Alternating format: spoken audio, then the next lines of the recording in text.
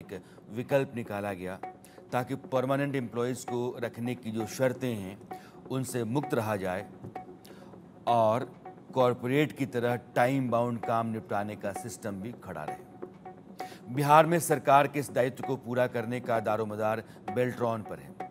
Bihar state electronics development corporation limited यह बिहार सरकार का एंटरप्राइज है, यानी कि उपक्रम है।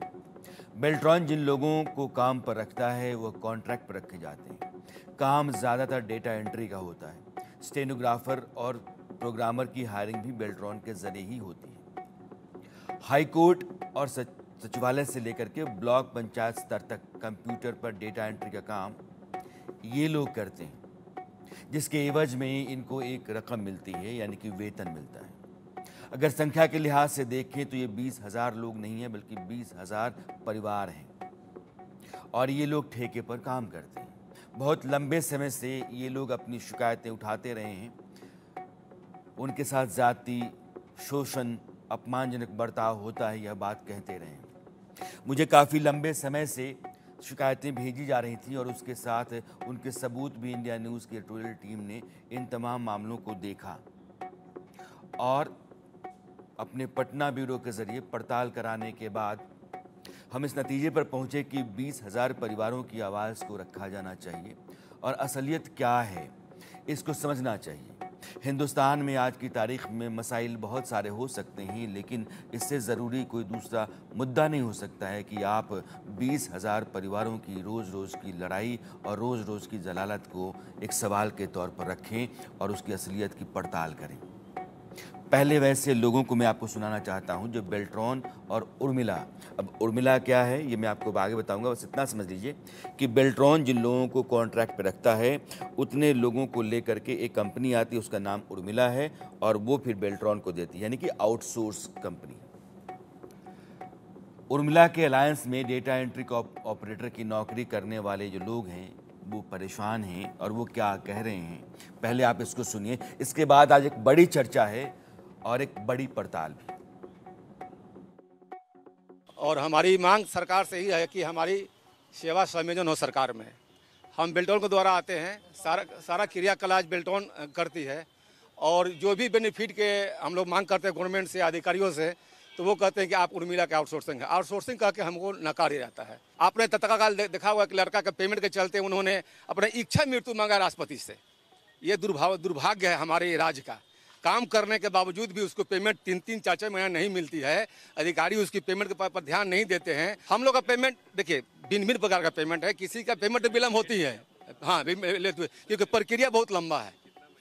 देखिए ब्लॉक का 4 महीना, 3 महीना, 5 महीना, 6 महीना, मुख्यालय का 20 दिन, 25 दिन, 1 महीना लेट होता ही होता है। हम लोग उसके पीछे दौड़ते हैं, भागते हैं, मेरा पेमेंट कहाँ गया, किसके पास में गया, कहाँ है। तो हम लोग लगने के बाद ही पेमेंट, कुछ प्रक्रिया जल्दी होती है, शिथिल नहीं है। और वो पेमेंट के लिए रात दिन इकट्ठा होने पर देखिए महिलाएं खड़ी हैं। इनका लोग एसपीएल का सुविधा मांगते रहेंगे सरकार से, आज तक नहीं मिली। अब बताइए गवर्नमेंट में जो है महिला उनको मिलता है, इनको नहीं मिलता है, क्यों? ये भेदभाव है। इसी भेदभाव के चलते आज हम लोग एकत्रित होते आए हैं। हड़ताल भी किए हैं, काला बिल भी लगाए हैं, उपवास भी किए हैं, लेकिन सुनवाई अभी तक कुछ नहीं हुई है। देखिए अभी हमारे जो बिहार सरकार के विभागे हैं, करीब करीब 44-45 विभागे ऐसी हैं जिसमें प्रमुख रूप से बेल्ट्रॉन के माध्यम से हम लोग काम कर रहे हैं और ये कम से कम 22-25 साल से लगातार जो है आउटसोर्सिंग के माध्यम से सरकार हमसे काम ले रही है। जबकि हम लोगों ने हमेशा एक ही डिमांड रखा है सरकार से कि आउटसोर्सिंग व्यवस्था को समाप्त करते हुए हमें भी विभाग में समायोजित कीजिए, क्योंकि जो नए संवर्ग के जो लोग आते हैं डायरेक्ट सरकार उनको कॉन्ट्रेक्चुअल लेती है। डे 1 से वो कॉन्ट्रेक्चुअल कहलाते हैं, संविदा कहलाते हैं और हम 25 साल से काम कर रहे हैं, लेकिन आज भी आउटसोर्स पे काम कर रहे हैं। तो हमारी सरकार से यही मांग है कि इस व्यवस्था को समाप्त कीजिए, एजेंसी और ठेका मजदूरी को समाप्त कीजिए। हमारा सेवा समायोजन अभी तक नहीं हुआ है। 3 साल के बाद तो सभी लोग सरकारी हो जाते हैं, हम तो अभी तक संविदा नहीं हो पाए हैं। 18 साल का सर्विस में सर अभी तक हम संविदा नहीं हो पाए हैं। 3 साल के लोग नौकरी करते हैं तो सरकारी हो जाते हैं और अभी तक हमारे माथे पर आउटसोर्स का ये धब्बा लगा हुआ है। नीचे तबके का कर्मचारी जो 4th ग्रेड कहलाते हैं वो भी हमारा वैल्यू नहीं करते हैं, जबकि हमारा कार्य तृतीय वर्ग का है। हम एलडीसी का काम करते हैं, कहीं कहीं जगह हम यूडीसी का काम करते हैं, फाइल वर्क करते हैं, बिल पास करते हैं, उसके बाद भी सरकार हमारे लिए कुछ भी नहीं कर पा रही है। सैलरी को लेकर के दिक्कत है कि हम लोग पे कोई ध्यान नहीं दिया जाता है। सब लोग अपना जो सरकारी कर्मी हो लोग अपना उन लोग को 1 तारीख को पेमेंट आ जाना चाहिए, लेकिन हम लोग का पेमेंट 1 महीना बाद भी आए फिर भी उन लोग को कोई फ़र्क नहीं पड़ता है। हम लोग को उन लोग के पास बार बार जाना पड़ता है और लोग हमेशा दिमाग में बैठाते हैं कि अरे ये लोग तो आउटसोर्सिंग है, ये लोग को जब चाहेंगे तब यहाँ से हटा देंगे, जबकि हम लोग काम भी अच्छा करते हैं। या जो भी काम है हम ही लोग करते हैं। यहाँ तक कि अब ई ऑफिस से काम होता है तो कौन करेगा, तो ऑपरेटर करेगा। आज अगर हमको हटाया जाता है तो हम कल हमको क्या मिलेगा? कल से मेरा सैलरी बंद हो जाएगा, कोई ग्रेजुटी नहीं, कुछ नहीं हमको मिलेगा, जाइए अपना घर। तो ये सबसे बड़ी समस्या है। ये जो आप बयान सुन रहे हैं, इस तरह के सैकड़ों हजारों बयान में आपको सुना सकता हूँ। कमोबेश आपको उसमें 3-4 चीज़ें मिलेंगी जो सवाल हैं और वो संगीन हैं। आपके साथ सलूक ठीक नहीं होता है, वेतन देर से आता है, वेतन में कटौती होती है और बेवजह का दबाव है, अपमानजनक बर्ताव है। ये जितने भी लोग हैं, इनके साथ साथ मैं आपको दिखाना चाहता हूँ, जब इंडिया न्यूज़ की तरफ से ये मुद्दा उठाया गया तो बेल्ट्रॉन के परेशान डेटा एंट्री ऑपरेटर की प्रतिक्रियाएं बाढ़ सी आने लगी। कुछ लोगों ने कुछ इस तरह के अपने दर्द बताए कि लगा कि इस तरह के हालात तो ठीक नहीं हैं। जैसे रवि कुमार, ये डेटा एंट्री ऑपरेटर हैं और इनका कहना है कि पदाधिकारी लोग हम लोगों को वैल्यू नहीं देते, दूसरे कर्मी का काम जैसे राजस्व कर्मचारी का काम डेटा एंट्री से करवाते हैं और समय आने पर हम लोगों को ही फंसाते हैं। हर दिन 5 बजे छुट्टी होने के बावजूद 7 बजे छुट्टी दी जाती है, नौकरी खाने की धमकी भी दी जाती है। लकी सिंह हैं, वो कह रहे हैं कि मैं लगभग 3 साल से विभाग से पत्र के माध्यम से लड़ रहा हूँ, सुधार की उम्मीद अभी नजर नहीं आती है। ये मैं लगभग 3 साल से विभाग से पत्र के माध्यम से लड़ रहा हूं, सुधार की उम्मीद अभी नजर नहीं आती है। लकी सिंह ये भी डेटा एंट्री ऑपरेटर हैं। एक है समीर अहमद, वो कहते हैं कि आपने बहुत अच्छे तरीके से 20,000 बेल्ट्रॉन डेटा एंट्री ऑपरेटर के दुख दर्द को समझा और प्रसारित किया है। मंत्री और कई नेताओं से बात हुई इस मामले में, लेकिन सभी झूठा आश्वासन देकर के ठगने का काम करते हैं। ये इनकी अपनी राय है और इनको लगता है कि जो लोग भी बात करते हैं वो महसूस तो करते हैं कि कुछ गलत हो रहा है, लेकिन उसका निदान वो लेकर के नहीं आते हैं। वो इस समस्या का, उनकी मुश्किलों का, उनके अपमानजनक जीवन का निपटारा नहीं करते हैं। वैसे ही कृष्णा गुप्ता हैं, उर्मिला कंपनी को बेल्ट्रॉन से हटाइए, इनकी एक मांग है। अब सवाल ये है कि उर्मिला और बेल्ट्रॉन के बीच में क्या सांठगांठ है। जिन कर्मचारियों को बेल्ट्रॉन रखता है उसकी चिट्ठी होती है, केवल उर्मिला ला करके उन लोगों को देता है। तो बेल्ट्रॉन और एम्प्लॉयज़ के बीच में कॉन्ट्रैक्ट है, तो सीधे सीधे इन दोनों के बीच में इंटरेक्शन क्यों नहीं होना चाहिए? उर्मिला के जरिए चीज़ें क्यों चलती हैं, यानी कि वाया मीडिया क्यों चल रहे हैं आप? डेटा एंट्री ऑपरेटर संघ बिहार बड़ा सवाल खड़ा कर रहा है। वो ये कहता है कि 7,000 से 15,000 प्रति कर्मी के दर से सरकार नुकसान उठाकर भी इस प्रथा को खत्म नहीं करना चाहती है। अब 5,000 से 7,000 प्रति कर्मी का नुकसान सरकार को कैसे होता है? आज एक बड़ा पैनल इन्हीं बेल्ट्रॉन कर्मियों का होगा जो कॉन्ट्रैक्ट पर रखे गए हैं, इनसे पूछ करके हम आपके सामने रखना चाहेंगे। उर्मिला जैसी कंपनी को दलाली के रूप में रख करके बड़ा घोटाला किया जा रहा है, ये इन लोगों का आरोप है। दलाली कैसे है, क्या है, इसकी पड़ताल की जानी चाहिए और इंडिया न्यूज़ कर रहा है। कहीं न कहीं सरकार इसमें शामिल है, यह आरोप भी इन लोगों का है। लिहाजा सरकार की भूमिका क्या है, बेल्ट्रॉन क्या करता है, उर्मिला के मत्थे क्या है और उर्मिला कौन सा खेल करता है, उसका क्या कोई गोरख धंधा है? अगर है तो फिर क्या है?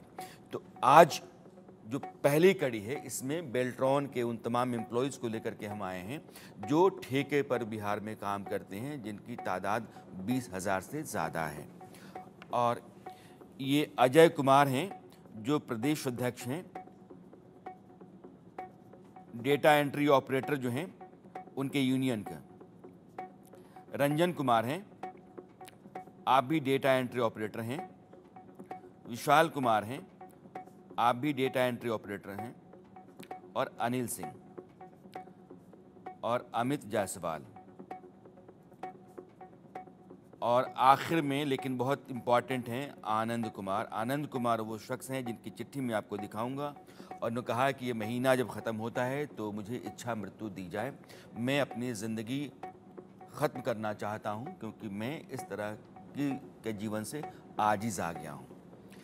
ये नहीं चल रही है, ये बोझ हो गई है, घुटन है और बहुत मुश्किल है, हर सांस सांस भारी है, इसलिए मुझे मेरे मुताबिक मरने की इजाज़त दी जानी चाहिए। आनंद, मेरा पहला सवाल आपसे है, ज़िंदगी अपने आप में कई तरह की लड़ाइयों का सिलसिला है, मुश्किलें बहुत सारी आती हैं, मुसीबतें बहुत सारी आती हैं, लेकिन ज़िंदगी को खोना या ज़िंदगी ख़त्म करना विकल्प नहीं होता है और यह अपने आप में एक तरह का अपराध भी है। रूही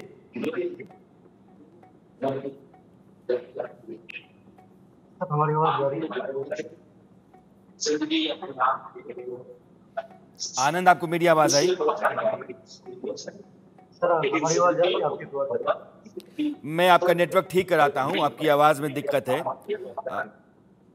अजय, आप तो पूरे यूनियन के प्रेसिडेंट हैं, ये क्या है 5 से 7 हज़ार प्रति कर्मी का नुकसान सरकार को कैसे हो रहा है? सर ये आपका सर बहुत बहुत धन्यवाद सर, जो आपने हम लोग का आवाज उठाया, आपका शुक्रगुजार हूँ हम सब इंटरप्रेटर। सर ये नुकसान जो है सर, सरकार एक जीएसटी काटती है सर, और हम मैं एक मिनट के लिए आपको रोकना चाहता हूँ। जितने भी आप लोग हैं, जब जो बोलें वही अनम्यूट करें, जब आपकी बारी नहीं हो तो अपने फ़ोन को आप म्यूट मोड में रखें। हाँ अजय, बोलें आप। सर आपका बहुत बहुत धन्यवाद सर, जो आपने हमारी आवाज उठाई सर।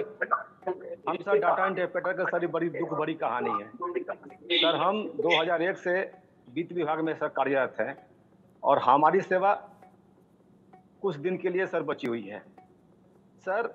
हम सभी मिलकर, हम सभी साथियों ने मिलकर काफ़ी भाग दौड़ करने के बाद, अधिकारियों के पास जाने के बाद, अधिकारियों के पास जाने के बाद, मंत्री के पास जाने के बाद हमारी समस्या का सर हल नहीं होती है सर।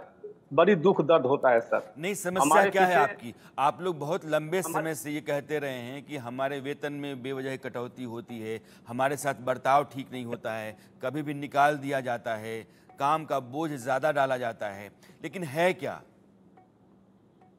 सर सबसे बड़ी तो डर यही है सर कि हमारी सेवा किसी भी समय सर, बगैर सर स्पष्टीकरण का सर, किसी भी समय हमारी सेवा को वापस की जाती है सर। अगर अधिकारियों का डर, कर्मचारियों का डर, हमसे सर कोई एक सर मामूली मिस्टेक होती है सर, मिस्टेक से हर एक इंसान से होती है, तो हमसे न कोई पूछा जाता है सर, और हमारी सेवा एक लंबी अवधि सरकार में देने के बाद उनको वापस कर जाती है। वापस होने के बाद सर हमारे बाल बच्चे और हम रोड पे आ जाते हैं सर। ऐसे कितने लोग हैं जिन्होंने गलती की और गलती की सजा ये है कि उनको नौकरी से निकाल दिया गया?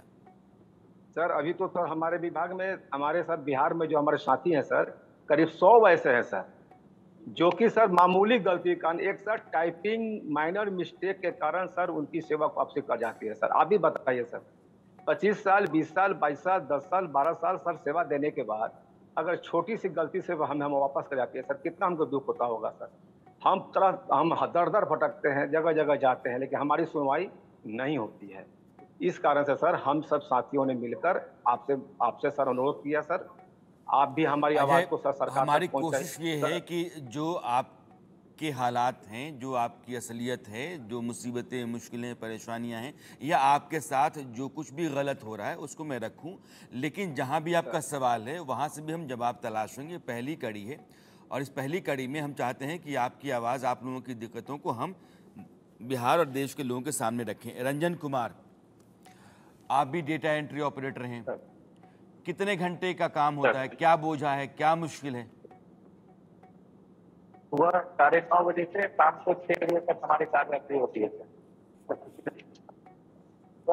हम लोग से विलंब तक सेवा ली जाती है। रात को 8 रूही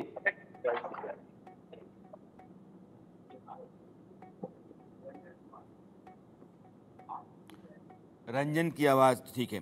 विशाल, आपकी शिकायत क्या है? धन्यवाद सर। आज हमारी आवाज़ को जो कई वर्षों से, लगभग 2 दशक से जो दबी पड़ी हुई थी, आपके माध्यम से, आपके चैनल के माध्यम से पूरे देश को ये देखने को मिल रहा है, सुनने को मिल रहा है कि आज बिहार में नीतीश कुमार की सरकार में, सुशासन की सरकार में किस तरीके से ठेका मजदूरी कराई जा रही है पिछले 2 दशक से। बड़ा दुर्भाग्य है हमारा कि हम यहाँ के नागरिक हैं, बिहार के नागरिक हैं और बिहार सरकार के लिए काम कर रहे हैं, खून पसीना एक करके सरकार के डेवलपमेंट में हम अपना हाथ बटा रहे हैं और उसके बावजूद भी हमें मिलना कुछ नहीं। आज जो हम 25 साल से ठेका मजदूरी कर रहे हैं, हम सरकार से बस हमेशा एक ही मांग रखे हैं कि हमें एजेंसी पॉलिसी से, ठेका मजदूरी से हटाया जाए और हमारी सेवा सीधे जो है विभाग से समायोजित की जाए, ताकि हमें ससमय वेतन भुगतान अपने विभाग से मिल सके और हमारा पैसा जो है एक मुश्त हमें मिलने का प्रावधान बने। लेकिन बिहार सरकार के सभी स्तर के हमने विभाग स्तर के सभी स्तर के हमने अधिकारियों से और मंत्रियों से मुलाकात की, अनुरोध किया, लेकिन आज 20-22 साल 25 साल निकल गया है, लेकिन हमारी आवाज कितने साल से नौकरी कर रहे हैं आप? सर मेरा 14 साल हो गया नौकरी करते। 14 साल। आपको वेतन कौन देता है? सर वेतन हमारा जो है बेल्ट्रॉन के माध्यम से बिल बनता है, इनवॉइस जनरेट होता है और विभाग जो है सारा जो वेतन है वो विभाग बेल्ट्रॉन को देती है। लेकिन बेल्ट्रॉन जो है एक बिचौलिया है जो उर्मिला नाम से, उर्मिला इंटरनेशनल, उसको रख रखा है, जिसके द्वारा उसकी कमीशन को काटते हुए उसके द्वारा जो है ईएसआई और ईपीएफ का जो दान है उसका जो है कटौती करते हुए हमारे खाते में दिया जाता है। तो बेल्ट्रॉन मैं क्या यही कहना चाहता हूँ, उर्मिला क्या काटती है? सर उर्मिला ईएसआई और ईपीएफ की कटौती करती है। उसके बाद जो उर्मिला का जो कमीशन होता है वो शुरू से हिडन कमीशन रहा है, ना कभी हमारे डॉक्यूमेंट्स में, ना कभी हमारे बिल में, ना कभी हमारे पे स्लिप में उर्मिला का कोई भी जो उसका कमीशन है, जो उसका पैसा है, वो कहीं दिखता ही नहीं है। तो हमें ये समझ में नहीं आता कि उर्मिला रखने का क्या मतलब। एक मिनट विशाल, आप ये कहते हैं जैसे आपका सैलरी स्लिप है तो सैलरी स्लिप में ब्रेकअप आता है, तो ब्रेकअप जितना होता है उसमें क्या उर्मिला का जो हिस्सा होता है वो मेंशन नहीं है? नहीं सर, बिल्कुल भी नहीं। अगर आपने किसी थर्ड पार्टी को रखा है तो जाहिर सी बात है कि उसका क्या कमीशन है और किस कमीशन पे वो काम कर रहा है, उसका जिक्र, उसका जो एक मेंशनिंग है वो आपके इनवॉइस में, आपके बिल में दिखनी चाहिए, लेकिन वो पूरी तरीके से हिडन है और आज तक हमें ये पता ही नहीं चला है कि उर्मिला। मुझे आप ये बताइए, फर्ज कर लीजिए कि आपको 20,000 का वेतन मिल रहा है, 20,000 का वेतन, आपके हाथ में 16,000 रुपये आ रहे हैं, तो जो ब्रेकअप है उसमें 400 रुपये का हिसाब है।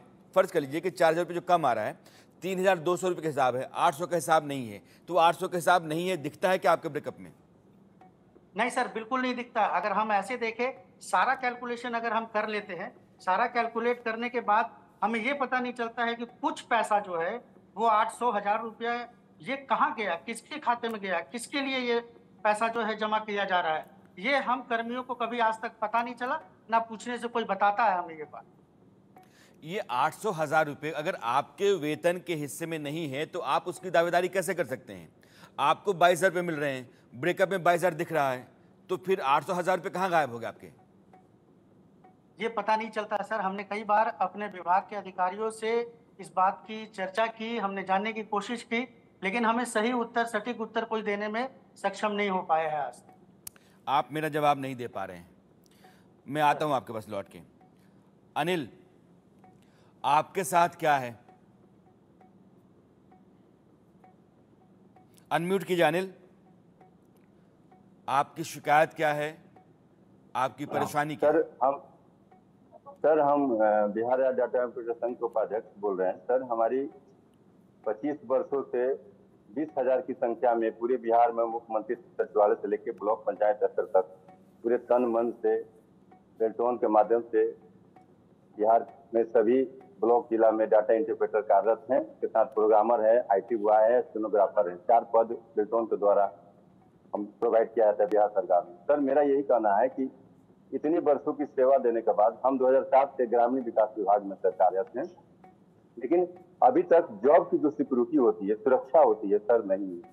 कभी भी किसी समय अधिकारी के द्वारा एक छोटी सी गलती पर हमारी सेवा बेल्ट्रॉन को वापस कर दी जाती है और यहाँ तक कि इन सालों में एक ऐसा पत्र निर्गत किया गया है बेल्टोन से, उसमें साफ स्पष्ट शब्दों में लिखा गया है कि किसी प्रकार के प्रतिनियुक्ति आपके विरुद्ध लिखी गई है तो आपको पुनर्नियुक्ति कभी नहीं होगी। ये सबसे बड़ा सवाल है सर कि अगर हम मान ली छोटी मोटी गलती करते हैं और विभाग हमारी ये बात को लिख देता है कि इनकी सेवा लायक नहीं है, विभाग में कार्य के लायक नहीं है, तो जीवन भर हम फिर नौकरी नहीं कर पाएंगे बेल्टोन में सर। ये सारी विभाग की बात है। और हमारा परिवार जो कि आज हम 2007 से थे सर, और आज के समय में बच्चे बड़े हो गए हैं, लेबिलिटी बढ़ गई है सर। अगर आज हमको अगर निकाल दिया जाता है तो हम कहीं के लायक नहीं रहेंगे सर। मेरी एक सरकार से, आपके न्यूज चैनल से ये सबसे बड़ी दरख्वास्त है सर, अनुरोध है, अनुनय विनती है सर कि हमारी जॉब सिक्योरिटी प्रदान किया जाए। हमको सेवा सुरक्षा बहुत अहम है, ये सरकार से हमको मिलनी चाहिए। और ये वर्षों की मांग हमारी आज तक पूरी नहीं की गई है। हमको आउटसोर्सिंग व्यवस्था में बेल्टोन के माध्यम से सर सारा कार्य होता है। IT का सारा पत्र हमारे मिल जाता है, हमको छुट्टी मिल रहा है सर, EL मिल रहा है, CL मिल रहा है, और IT के सारे रहता है कि आप आउटसोर्सिंग है, आपको उर्मिला आपकी कंपनी पेमेंट भुगतान करती है, लेकिन केवल वेतन भुगतान के लिए उर्मिला को रखा गया सर। और सारा काम बेल्टोन, नियुक्ति भी बेल्टोन सर करती है। नियुक्ति में वो एजेंसी का चयन करती है और बाकायदे परीक्षा होता है, CBT टेस्ट होता है, हिंदी इंग्लिश टाइपिंग होती है, उसमें पास होने के बाद पैनल बनता है सर। उस पैनल के द्वारा बिहार सरकार के विभिन्न विभागों से रिक्ति का अधिसूचना मांगी जाती है बेल्टोन से, वो प्रोवाइड करता है सर। इतनी बड़ी सर ईमानदारी पूर्वक हम लोग चयन करके आते हैं सर, लेकिन कभी भी, ये सबसे बड़ी बात है सर, हमारी जॉब सिक्योरिटी हो सर। और जॉब सिक्योरिटी जब तक नहीं मिलेगी सर, हम लोग की जीवन बेकार है सर। और आज के डेट में भी 100, 200, 300 हमेशा सर, क्योंकि सर की संख्या में हम लोग हैं, तो इस देखा जाता है आए दिन हमेशा निकाला जाता है सर। और प्रतिक्रिया पूरी रहने के बावजूद हमको फिर पुनर्नियुक्ति नहीं हो पाती है सर, जिसके लिए सर हम क्षमा प्रार्थी है सर। आपके यही अनुरोध है सर कि आप हमारी आवाज को, मैं समझता हूँ अनिल का ये कहना ये है कि हमको ESI, EPF और बाकी जो छुट्टियाँ होती हैं वो ठीक मिलती हैं, लेकिन कोई 15-20 साल से लगातार काम कर रहा है और अलग अलग विभागों में काम कर रहा है, अपनी जिम्मेदारी निभा रहा है, तो उसके पास जो सबसे बड़ा खतरा है या सबसे बड़ी चिंता है, किसी भी समय वो विभाग से निकाला जा सकता है, और जब निकाल दिया जाता है तो दोबारा उसकी एंट्री के सारे रास्ते बंद हो जाते हैं। तो जो असुरक्षा का भाव है यह ज़्यादा खतरनाक है। और यह एक बार मैं आपको साफ करूं, इनका कहना यह कि चूँकि आप अलग अलग विभाग में काम करते हैं, कोई हाई कोर्ट में है, कोई सेक्रेटेरिएट में है, कोई ब्लॉक में है, कोई पंचायत में है, तो जिस विभाग में भी काम करते हैं उस विभाग की तरफ से पैसा, वेतन बेल्ट्रॉन को आता है। बेल्ट्रॉन रूट करता है उर्मिला की तरफ और उर्मिला के से इनके पास पैसा आता है। अमित, मैं आपके पास आता दूँ, ये शिकायत है कि वेतन देर से आता है, और जैसा विशाल कह रहे थे कि कुछ रकम जो है वो काटी जाती है जो कहीं दिखती नहीं है, इसमें कितनी सच्चाई है? सर का मैं बहुत धन्यवाद देना चाहूंगा कि इंडिया न्यूज चैनल के माध्यम से बेल्ट्रॉन की जो ऑपरेटर की 20 सालों से जो मुसीबतें रही हैं उनको आप लोगों ने उठाने का काम किया है। मैं बताना चाहूंगा, विशाल जी ने जो बात कहा है वो अक्षरशः सत्य है। आप सोच सकते हैं सर कि अगर एक बंदे हैं, एक ऑपरेटर है, उनका 800 से 1000 रुपए का डिडक्ट हो रहा है, जिसको हम लोग नहीं जान पा रहे हैं, और जानने का हम लोगों ने कई स्तर से प्रयास किया, लेकिन हमें वो पता नहीं चल पाया। तो तकरीबन 20,000 लोगों का वो कितना अमाउंट हो जाता है सर। और इसको लेकर के सर हम लोग हमेशा सरकार के माध्यम से पत्र लिख करके प्रयास किए, ये जो बीच का जो बिचौलिया है, उर्मिला है, उसको हटाया जाए। राहुल सिंह सर जो हम एक टाइम में सर वो बेल्ट्रॉन के MD रहे थे, उन्होंने भी इस चीज का जिक्र किया था कि अगर इन लोगों का जो है GST है या फिर इस तरह का चीजें अगर वो हट जाता है तो इन लोगों को इसका बहुत बड़ा फायदा मिलेगा सर। लेकिन ऐसा बिल्कुल नहीं हो पा रहा है सर। आउटसोर्स का मतलब हम लोग समझते हैं सर कुछ समय के लिए, 6 महीने के लिए, साल भर के लिए किसी को आउटसोर्स करके कोई काम करा लिया जाता है सर। लेकिन यहाँ पर 13 साल से, 15 साल से, 20 साल से सर हम लोग काम कर रहे हैं। हम लोग का भी वर्किंग आवर एक सरकारी कर्मचारी की तरह 10 से 5 है जिले में सर।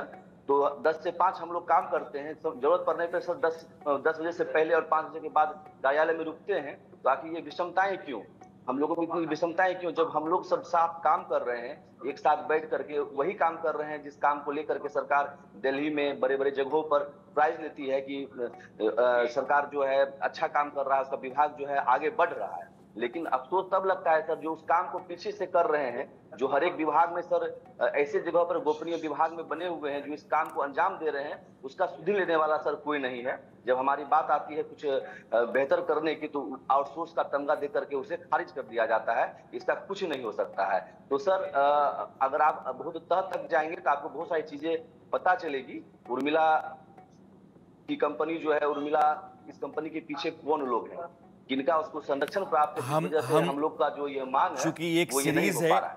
और आपकी बात हम सिर्फ रख रहे हैं, आपकी बातों में जो सच्चाई है उसको हम भी परख रहे हैं और जिन लोगों पर आपके सवाल हैं उन लोगों से भी बात करने की हम कोशिश में हैं। लिहाजा अगला जो हमारा एपिसोड होगा उसमें उर्मिला भी होगा और बेल्ट्रॉन भी होगा। आप दो बातें कह रहे हैं कि वेतन में कुछ हिस्सा जो है ऐसा काटा जाता है जो कहीं दिखता नहीं है और उसका कोई क्लैरिफिकेशन नहीं होता है। दूसरा ये है कि हम बहुत जिम्मेदारी के साथ कुछ महत्वपूर्ण काम करते हैं जो कर लेने भर से किसी आदमी को क्रेडिट दिया जा सकता है, उसकी शाबाशी उसको मिल सकती है, लेकिन वो सब कुछ हमारे हिस्से नहीं आता है, कोई और लेकर के चला जाता है।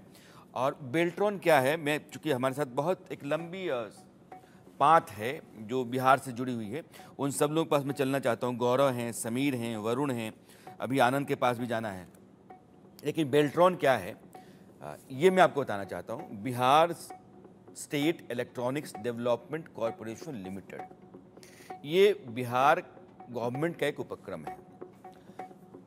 सरकार की जो तकनीकी ज़रूरतें हैं उसको पूरा करने का जिम्मा इसका हिस्से है। इलेक्ट्रॉनिक सर्विस, कंप्यूटर सपोर्ट और आईटी सेवा जो प्रोवाइडर के तौर पर ये काम करता है। राज्य सरकार के विभागों में आईटी सर्विस देना इसका मुख्य काम है।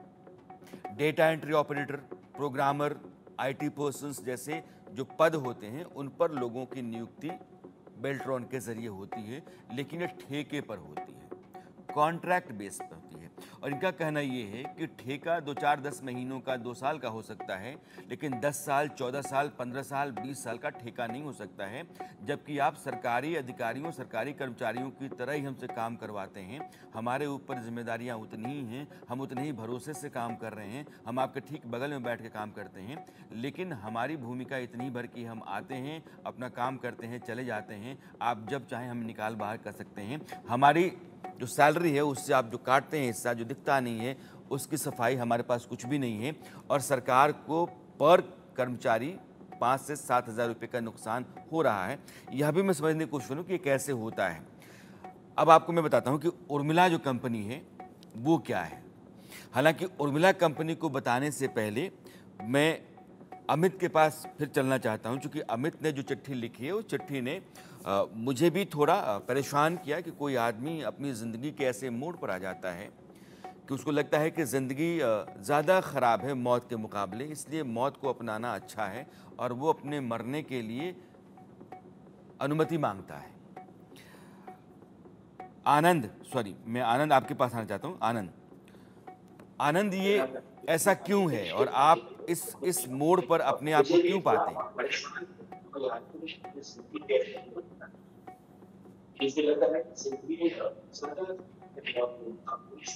हेलो सर, आवाज आ रही है? आनंद, आपसे मैं बात नहीं कर पाऊंगा क्योंकि आप पुअर नेटवर्क में हैं, तो लाजमी है कि आप ऑफ कर लें। देखता हूं नेटवर्क ठीक होता तो हम बात करेंगे। गौरव तिवारी, आपके सवाल क्या हैं? हमारा सवाल बस एक ही है कि यदि सरकार पेमेंट दे रही है और सरकार का अगर एक तरफ कहती है कि हमारे पास उतना पैसा नहीं है, इसके लिए हम कॉन्ट्रैक्ट बेसिस पे बहाली दे रहे हैं, दूसरी तरफ सरकार 40,000 रुपया सैलरी देकर भी उसका जीएसटी काट कर केंद्र सरकार को मतलब कि जीएसटी दे रही है। अर्थात आपका अगर एक तरफ अगर पैसा है तो कह रहे हैं कि जीएसटी दे रहे हैं, ऊपर से कह रहे हैं कि यदि हमारे पास पैसा नहीं है हम कॉन्ट्रैक्ट पर बहाली दे रहे हैं। अगर आपके पास पैसा है तो आप रेगुलर बहाली इसको रेगुलर कीजिए या मतलब विभाग से इसको पेमेंट करवाइए, और यदि पैसा नहीं है तो जीएसटी को हटा दीजिए। तो सरकार अपने आप में ही बहुत मुश्किल चीज़ खड़ी की हुई है। यदि पेमेंट ले रही है, सरकार दे रही है, तो सबसे मैंने इसका सैलरी स्लिप, वाउचर, आप लोगों के सैलरी से जीएसटी और स्टेट जीएसटी क्यों काटा जाता है? जी, आप लोगों के वेतन से जीएसटी और स्टेट जीएसटी दोनों क्यों काटा जाता है? क्योंकि सरकार का कहना है कि हम जो है एक वाउचर से पेमेंट कर रहे हैं, सर्विस प्रोवाइड करते हैं, हमें सर्विस प्रोवाइड कर रहे हैं। सर्विस प्रोवाइड मतलब या जिस तरह से कोई चीज का टेंडर होता है या कोई चीज का मतलब करने का मतलब हुआ कि कोई अगर वर्क कर रहे हैं, बल्क अगर, तो वो अगर वर्क कर रहे हैं तो उस वर्क के अनुसार हम पेमेंट उसका जीएसटी ले रहे हैं। जबकि समान काम अगर देखा जाए तो हमारे साथी कार्यपालक सहायक लोग हैं, उन लोग का इस तरह से ऐसा कुछ नहीं है। उन लोग का सेम पोस्ट सेम वर्क कर रहे हैं, लेकिन उनका जीएसटी नहीं कटता है। हमारा क्या मतलब, कहीं भी कोई भी, आपने भी पहले कभी नहीं सुना होगा कि कोई भी एम्प्लॉय 17,000 कमाने वाले के सैलरी से जीएसटी कटता है। ये बात बहुत बड़ी बात है और आपको आपके पास हम एविडेंस भेजे हैं, आप उसे दिखाइए और उसमें से देखिए कि हमारा सैलरी के अलावे जो जीएसटी, सर्विस चार्ज और एम्प्लॉय जीएसटी कितना % कट जाता है? सारा चीज जो है वो एक्स्ट्रा पेमेंट करवा करके और जानबूझ के। गौरव, जीएसटी कितना कटता है? पैसा कटता है जी। जीएसटी कितना कटता है? जीएसटी लगभग 4,000 रुपया के आसपास कटती है। 4,000 से 7,000 तक कट जाता है। जिसका सैलरी जो पिछले 10 साल से काम कर रहे हैं उनका जीएसटी करीब 7,000 कट रही है। वेतन पर निर्भर करेगा। ये एक वाजिब सवाल है वेतन पर निर्भर कि आपने हमें कर्मचारी के रूप में इस्तेमाल किया है, काम कर्मचारी का लेते हैं, और मेरे साथ जब वेतन की बात आती है तो आप कहते हैं आप सर्विस प्रोवाइडर हैं।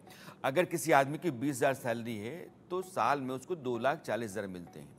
30 लाख सैलरी है तो 3,60,000 बनते हैं, और वो टैक्स नहीं पे करेगा क्योंकि 3,60,000 पर उसके बाकी जो एक्सपेंसेस हैं वो दिखाने के बाद वो अपना टैक्स बचा सकता है। इनके पास उसका कोई विकल्प नहीं है।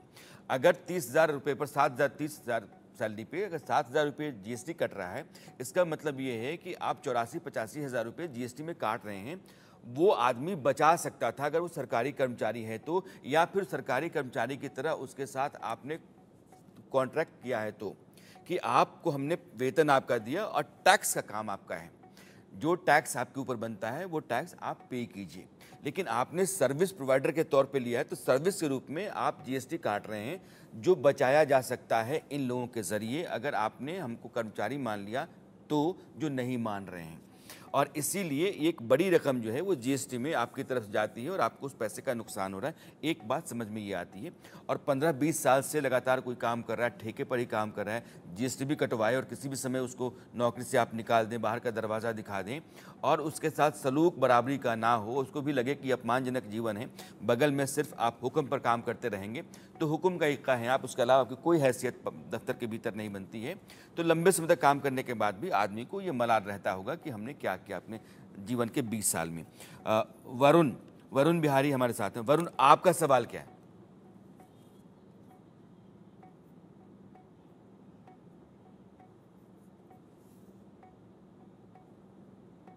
अनम्यूट वरुण, अपने आप को अनम्यूट कीजिए। आप लोग तो कंप्यूटर ऑपरेटर हो यार, आप लोगों को तो जरा ठीक से ही काम करना चाहिए। वरुण की आवाज नहीं आ रही है।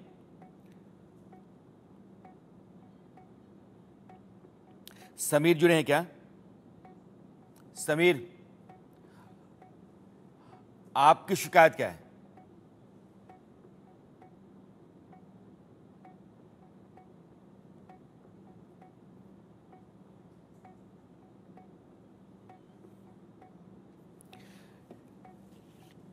ये अजय कुमार, चूंकि वो नेटवर्क का इशू आ रहा है, आपने सब कुछ सुन लिया है। दरअसल आप लोग क्या चाहते हैं? नंबर 1, नंबर 2, नंबर 3, नंबर 4, ये मुझे बताइए।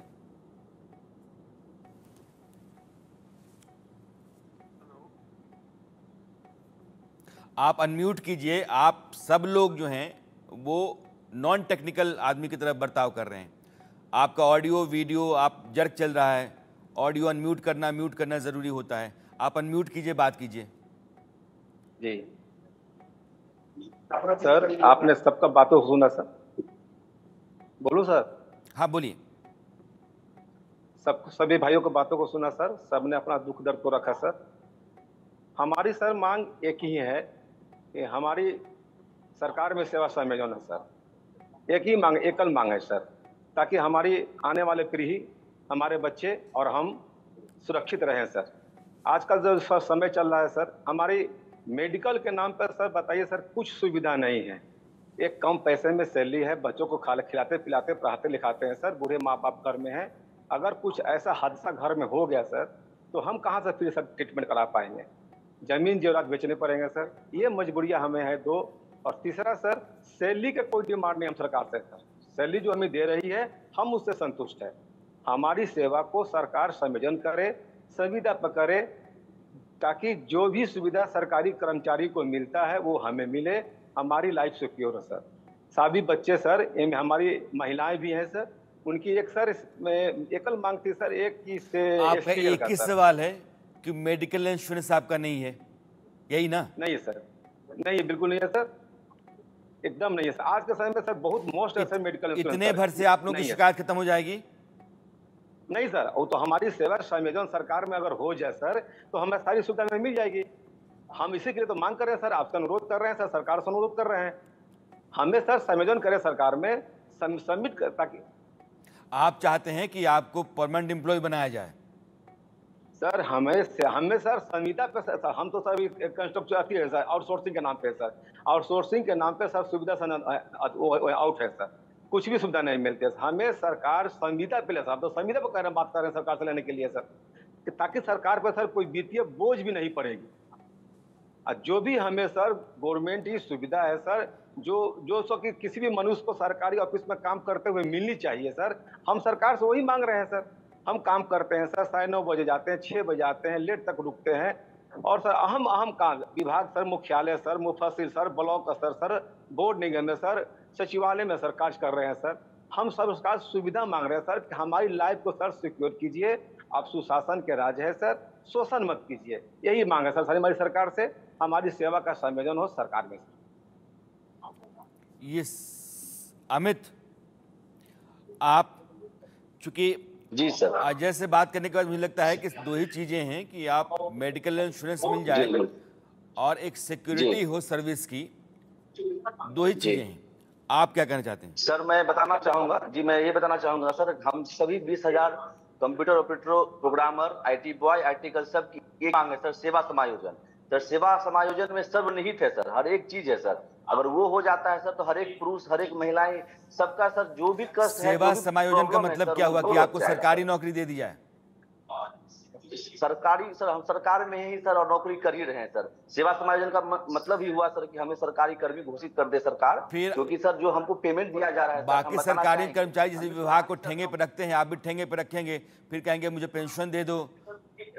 फिर बाकी जो सरकारी कर्मचारियों चाहेंगे सर, हम बताना चाहेंगे सर, अमीर सुबहानी सर के द्वारा सर, जो अभी एक समय मुख्य सचिव हुआ करते थे सर, एक लेटर निकला था, उसमें सभी जितने भी प्रधान सचिव हैं या उस लेवल के जो भी अधिकारी हैं सर, उनके द्वारा यह कहा गया था कि इन लोगों को जो वेतन दिया जाता है वो level 3 in the sense grade clerk level का पेमेंट है, इनका जो है इनको किया जा सकता है, ग्रुप सी में इनका किया जा सकता है। सर चौधरी कमेटी की रिपोर्ट सौंपा गया था सर आज से 3 साल पहले, उसमें सर जब रिपोर्ट फर्स्ट टाइम बन करके जब वो पेश हुआ था सर, तो उसमें भी सर हम लोग के लिए बहुत सारी बातें थी, लेकिन जैसे ही उसे फिर से रिव्यू किया गया, फिर से उसको पुनर्निर्धारण किया जाए या उसका पुनर्जांच किया जाए, उसमें हम लोग का सारा चीज हटा दिया गया सर। तो सर होता क्या है सर, हम लोग की बहुत सारी चीजें आगे बढ़ती है सर, लेकिन किसी न किसी वजह से सर वो फिर किसी पदाधिकारी का वजह हो, सरकार का कोई लूप होल हो या किसी मंत्री का लूप होल हो, उस वजह से सर फिर उसको बैकआउट ले लिया जाता है। और हमने जो बातें आपको कही है सर, उससे संबंधित चिट्ठी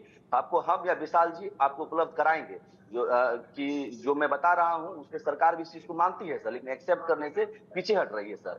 दूसरी बात सर, सबसे बड़ी चीज है सर महिलाओं का SL सर इतना ज्यादा विषमता है सर कि एक महिला कर्मचारी जो सरकारी है उनको एसएल का लाभ मिल रहा है, लेकिन एक जो कॉन्ट्रेक्चुअल हम लोग जो आउटसोर्सर महिला है उनको एसएल का लाभ नहीं मिल रहा है। क्या एसएल कोई मानवीय चीज है सर? वो तो सर प्राकृतिक का देन है सर। तो इसमें आखिर ये विषमता है क्यों कि अगर बेल्ट्रॉन के जो आउटसोर्स कर्मी है उनको एसएल का लाभ नहीं मिलेगा?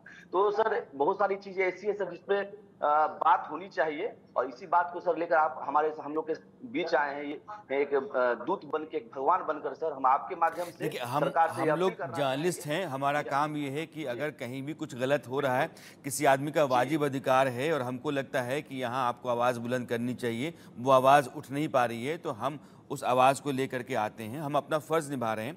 और मैं यह बात मानता हूँ कि बिहार की सरकार अगर कहती है कि 45 विभागों में 4.25 लाख नौकरियां अब सृजित की जाएंगी और 4.25 लाख नौकरियां दी जाएंगी, तो आप 20,000 लोगों को उसको सरकारी नौकरी के तौर पर ले लेने में क्या दिक्कत है?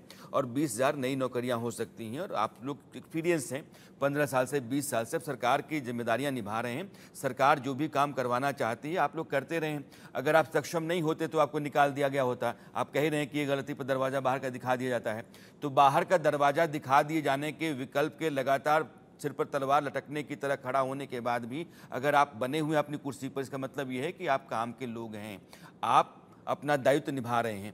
और ऐसे लोग 10 साल 15 साल से सरकार के साथ हैं, सरकारी महकमों में अपना काम कर रहे हैं, तो उनको परमानेंट या उनको सरकारी नौकर के तौर पे इस्तेमाल किया जाना चाहिए।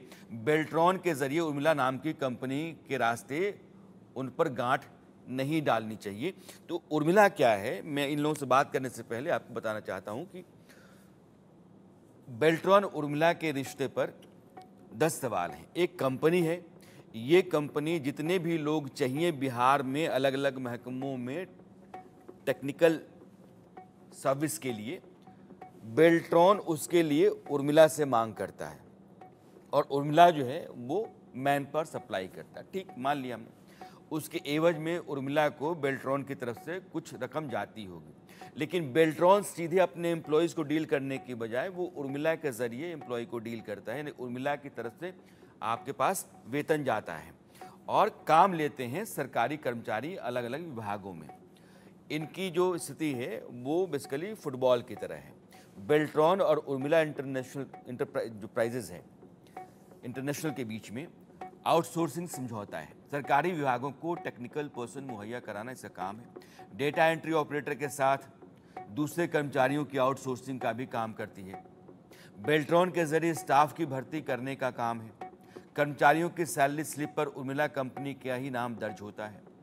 तय सैलरी से सर्विस टैक्स और जीएसटी दोनों यही कंपनी काटती है। तो 550 रुपये सर्विस टैक्स, उसके बाद जीएसटी। यह भी अपने आप में सवाल है कि आप सर्विस टैक्स भी काटते हो और फिर जीएसटी, स्टेट जीएसटी दोनों कटता है। जो डेटा एंट्री ऑपरेटर की तरफ से आरोप लगाए जा रहे हैं, इसी के मुताबिक ये बातें हम आपके सामने रख रहे हैं। अब विशाल, सैलरी में क्या लफड़ा है और उर्मिला की तरफ से आता है तो क्या देरी होती है, उसमें कोई धांधली है, कोई ऐसी बात है जो छुपाई जाती है? सर, सैलरी के साथ ये प्रॉब्लम आता है कि जो हम लोग मुख्यालय में हैं उनको तो सैलरी समय मिल जाती है, लेकिन जो हमारे जिला स्तर के जो कार्यालयों में जो कर्मचारी काम कर रहे हैं बेल्ट्रॉन के माध्यम से, लगभग उनकी सैलरी सर 4 से 6 महीना विलम्ब से होती है। क्योंकि उसकी वजह ये होती है कि दोबारा विशाल सर, मुख्यालय से सर वो सैलरी जो है जिला स्तर के कार्यालयों में जाने में, उसके अलॉटमेंट को जाने में तकरीबन 3 से 4 महीना लग जाता है। और उसके बाद जो मुफस्सिल कार्यालय है वो अपने ब्लॉक लेवल तक अपने कर्मचारियों को सैलरी पहुंचाने में 1.5 से 2 महीना ले लेती है। तो अगर ऐसे देखा जाए तो एक कर्मचारी को जिला स्तर के कार्यालयों में सर 6 से 7 महीना लग जाता है सैलरी मिलने में। अब आप सोच सकते हैं अगर 6-7 महीना नहीं, तो क्या आप ये कह रहे हैं कि जनवरी की सैलरी जून में मिलती है? बिल्कुल सर, ये जनवरी की सैलरी जून में मिलती है। और क्या आप सभी लोग इस बात से सहमत हैं क्या?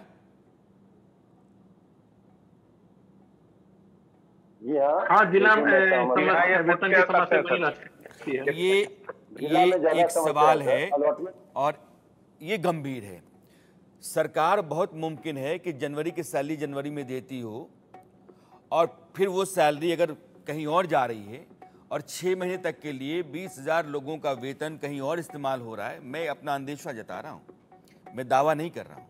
लेकिन फ़र्ज़ करिए कि जनवरी की सैलरी मार्च में भी मिलती है या मार्च में डिस्ट्रिक्ट पहुँचनी चाहिए, लेकिन मार्च से जून तक, मार्च अप्रैल मई 3 महीने 4 महीने 20,000 लोगों का वेतन अगर कहीं और पड़ा है, उसका इस्तेमाल किसी और तरीके से हो रहा है और फिर अब आ रहा है, तो ये एक सवाल है जिसका जवाब टटोला जाना चाहिए। लेकिन आप ये कह रहे हैं कि पटना से जब वेतन चलता है और वो मान लीजिए कि उसको जाना है समस्तीपुर, तो समस्तीपुर पहुंचा वो 2-3 महीने में, समस्तीपुर से वो ब्लॉक लेवल पर जाने में, कोई आदमी ब्लॉक में काम कर रहा है, पंचायत में काम कर रहा है, तो वहाँ 1.5-2 महीने लग जाएंगे। तो जो आदमी पटना में काम कर रहा है उसके लिए तो हो सकता है कि वेतन उसका जल्दी आ जाएगा, लेकिन जो आदमी मुंगेर में काम कर रहा है या जो आदमी किशनगंज में काम कर रहा है, जो आदमी पूर्णिया में है या अररिया में है, तो उसका वेतन जाएगा 4 महीने 5 महीने में, या सासाराम में है। मैं ठीक हूँ? यही बात मैं आप लोग कह रहे हैं ना? बिल्कुल सर, यही सत्ता है। तो जो नज़दीक वाले ज़िले हैं, पटना में, नालंदा में, हाजीपुर में, आप हो सकता है कि तुरंत आ जाए, लेकिन दूर के ज़िलों में तो आप समझिए कि 3 महीने में वेतन पहुंचेगा ज़िले में, और ज़िले से 1.5-2 महीनों में वेतन पहुंचेगा ब्लॉक में। उसके बाद उस आदमी को मिला 6 महीने तक 20,000 रुपये, 17,000 रुपये सैलरी का आदमी 6 महीने तक अपने परिवार को रख करके और कैसे चल सकता है? आप इस बात को सोचिए। ये अमानवीय है और ये सरासर नाइंसाफ़ी है कि आप एक आदमी को अगर वो छुट्टी ले ले तो आप पैसा काट लेंगे, सीएल नहीं मिलता है, महिलाओं तक को सीएल नहीं मिल रहा है, आपने उसको बंदूक की नोक पर रखा हुआ है, वो काम करेगा ही करेगा, मजबूरी इसकी है कि उसके घर में अगर अनाज नहीं है और घर चला जाएगा तो सारा पैसा उसका डूब जाएगा, तो घर नहीं जा सकता है, तो कहीं ना कहीं से कर्ज मांग करके अपना घर चला रहा है, अपने बच्चों को पाल रहा है और 6 महीने बाद आप पैसा दे रहे हैं। तो ये स्थितियाँ जो हैं ये विकट हैं और ये गंभीर सवाल खड़ा करती हैं। तो बेल्ट्रॉन और उर्मिला, इन दोनों के बीच में क्या कॉन्ट्रैक्ट है? इस कॉन्ट्रैक्ट पेपर को हम निकालने की कोशिश करेंगे। उर्मिला की भूमिका बेल्ट्रॉन के जरिए ठेके पर काम कराए जा रहे एम्प्लॉयज़ के साथ क्या है, यह सवाल भी ज़रूरी है कि जाना जाए। बिहार में सरकारी विभागों में कॉन्ट्रैक्ट के जरिए बहाली होती है, लेकिन बेल्ट्रॉन के जरिए विभिन्न विभागों में जो काम करने वाले लोग हैं आउटसोर्सिंग के जरिए क्यों हैं? जब सभी डेटा एंट्री ऑपरेटर और दूसरे कर्मचारी को बेल्ट्रॉन हायर करता है तो सैलरी बेल्ट्रॉन ही क्यों नहीं दे रहा है? अभी तक की बातचीत में जो सवाल उठ रहे हैं, मैं उन सवालों को आपके सामने रखना हूँ। बिहार के ज़्यादातर सरकारी विभाग में कॉन्ट्रैक्ट पर बहाली, लेकिन बेल्ट्रॉन आउटसोर्सिंग के सहारे क्यों है? जो टेक्निकल स्टाफ हैं, जो कंप्यूटर बेस्ड काम कर रहे हैं, उनको आपने कहा कि आउटसोर्स कर लो। चपरासी आपका सरकारी नौकरी पे है, लेकिन डेटा एंट्री करने वाला आदमी वो आउटसोर्स है। जब आउटसोर्स का कर्मचारियों का वेतन बेल्ट्रॉन के खाते में आता है तो बेल्ट्रॉन डायरेक्ट वो सैलरी उनको पे क्यों नहीं करता है? उर्मिला आउटसोर्सिंग कंपनी के जरिए ही बेल्ट्रॉन का भुगतान क्यों होता है? उर्मिला कौन होता है? उर्मिला को आप पैसा क्यों देते हैं? आपने ऐसा कॉन्ट्रैक्ट क्यों किया कि सरकार दे बेल्ट्रॉन को, बेल्ट्रॉन दे उर्मिला को, उर्मिला दे कर्मचारी को? क्या मतलब है ये तो अजीब सी स्थिति है। सरकार से सीधे जा सकता है, जिस डिपार्टमेंट का पैसा है, एग्रीकल्चर का पैसा है, एडमिनिस्ट्रेशन का पैसा है, पंचायत का पैसा है, उस डिपार्टमेंट सीधा जा सकता है कि मेरे यहाँ कॉन्ट्रैक्ट पे इतने लोग हैं, उनका वेतन ये है, परमानेंट ये लोग हैं, उनका वेतन ये है, मेरे वर्टिकल में ये लोग हैं, इनका पैसा सीधे जाता है। चलो मैंने मान लिया कि डिपार्टमेंट नहीं दिया, बेल्ट्रॉन को आपने दिया, बेल्ट्रॉन ने उसको दे दिया, लेकिन बेल्ट्रॉन फिर देता है वो उर्मिला को। ये जो पूरा मकर जाल है, इसमें कुछ सड़ांध है और ये कई तरह के सवाल संदेह पैदा करने के लिए काफ़ी है। उर्मिला आउटसोर्सिंग कंपनी से बेल्ट्रॉन का क्या कनेक्शन है? दोनों के बीच कौन सा कॉन्ट्रैक्ट है? और सरकार का पैसा, जो हमारा आपका पैसा है, जो टैक्स आप पे करते हैं, सरकार के पास पेड़ नहीं है पैसे की कि उसने उनको हिलाया और पैसे गिर गए। जो टैक्स हम देते हैं वो सारा टैक्स यही वेतन के तौर पर जाता है। मेरा पैसा सरकार को देना है, समाज में किसी आदमी को। आप बेल्ट्रॉन के बाद उर्मिला के बाद फिर उस आदमी के पास, और आपने उसको मर्जी का गुलाम बना के रखा हुआ है। 20,000 लोग, मैं फिर से कहता हूं, अगर बंदूक की नोक पर 24 घंटे काम कर रहे हैं, 5-6 महीने वेतन का नहीं आने के बावजूद काम कर रहे हैं, इसका मतलब ये परिवार को सांसत में डाल करके, अपने आप को मुसीबत में डाल करके ये लोग काम कर रहे हैं। और काम नहीं करने, गलती करने का खामियाजा ये है कि आपको तुरंत नौकरी से बाहर जाना पड़ेगा, किसी भी वक्त आपको ठोकर मारा जा सकता है। उस हालत में अगर कुर्सी पर बने हुए हैं तो कुछ तो कर रहे होंगे, ये फाका मस्ती तो नहीं कर रहे होंगे, ये समय नहीं काट रहे होंगे। तो लाजमी है कि अगर इनको सरकारी नौकरी आप नहीं दे रहे हैं, और मुझे लगता है कि सरकारी नौकरी देने में क्या दिक्कत है। 45 डिपार्टमेंट में आप कह रहे हैं कि 5.25 लाख नौकरियां निकलने, भर्ती ही भर्ती, विज्ञापन आ रहा है, भर्ती ही भर्ती, बम्पर भर्ती, बिहार सरकार में भर्ती, आइए भर्ती, फॉर्म भरिए भर्ती। तो इन 20,000 लोगों को नौकरी दे दी ना। अगर 20,000 लोगों को नौकरी नहीं दे सकते हैं तो कम से कम सरकार सीधा इनको सैलरी दे। आप जीएसटी क्यों काटते हैं? रंजन सर, आपका कुछ सवाल, आप कुछ कहना चाहते हैं? जी हाँ बिल्कुल सर, मैं बताना चाहूँगा। पहले तो इंडिया न्यूज़ को बहुत बहुत धन्यवाद कि हम जैसे कर्मचारियों की आवाज़ को इतने बड़े प्लेटफॉर्म पे लाके आपने प्रदर्शित किया है, जो सरकार को ये मैसेज देने के लिए काफ़ी है कि हम लोगों की आवाज़ जो है वो जनता के बीच जाएगी और आपके चैनल के माध्यम से जाएगी। हम बेसिकली सर बताना चाहते हैं कि बेल्ट्रॉन जो है वो राज्य सरकार का एक उपक्रम है जो IT मैन पावर सप्लाई करने के लिए निर्धारित की गई है। एकमात्र चयनित एजेंसी पूरे बिहार की है जो बेल्ट्रॉन है। बेल्ट्रॉन सारे डाटा एंट्री ऑपरेटर के लिए एक वैकेंसी निकालती है, उनका बाजाबते चयन करता है, एग्जाम लेता है, उसके बाद एक रिजर्वेशन कैटेगरी के तहत पैनल तैयार करता है। पैनल के आलोक में जो है सारे विभागों को सेवा मांग के आधार पर सेवा उपलब्ध कराता है और सारे सेवाएं उपलब्ध कराने के बाद जो है विभाग से वेतन की जो राशि है वो सीधे बेल्ट्रॉन को उपलब्ध कराई जाती है। बावजूद इसके बेल्ट्रॉन को जब वेतन उपलब्ध कराई जाती है तो बेल्ट्रॉन 1 महीना, 1.5 महीना, 2 महीना उस वेतन को प्रोसेस किए, क्या भाई तो मेरे कार्यालय में ये वेतन की प्रक्रिया की जा रही है ताकि आपको भुगतान किया जा सके। वो राशि जो है वो फिर उर्मिला को उपलब्ध कराते हैं, जिसमें GST की राशि भी ऐड होती है।